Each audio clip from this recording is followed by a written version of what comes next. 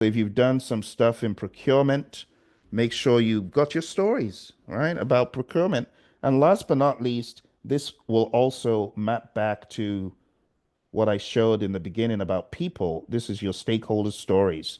So, what am I saying in essence? Get great with your resume by having story ammo.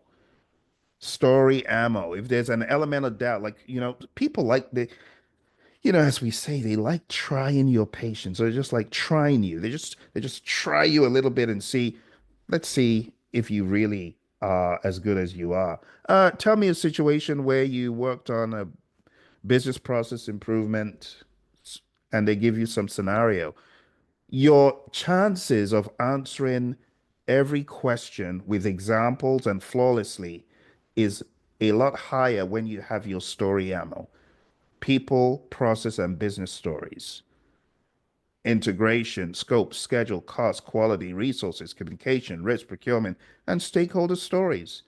When you have those stories, the interview is easier. And take it from someone who would go for interviews like a revolving door. I've been to so many interviews that I've developed the muscle memory of how to interview. There's a way to interview. There's a way, like for me, there's a way to engage respectfully. There's a way to mirror, right? To mirror energy and enthusiasm. And, when you're asked the question, do you have any questions for us? You dare not say no, especially on your first interview. That just shows disinterestedness. You need to go in prepared with questions to ask. Like it's like you came for potluck and you didn't bring nothing.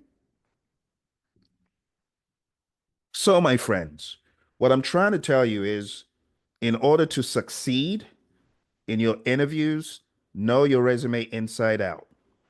The next thing I want to remind you about is that in the government space, we talked about the STAR model: situation, task, action, result. Yes.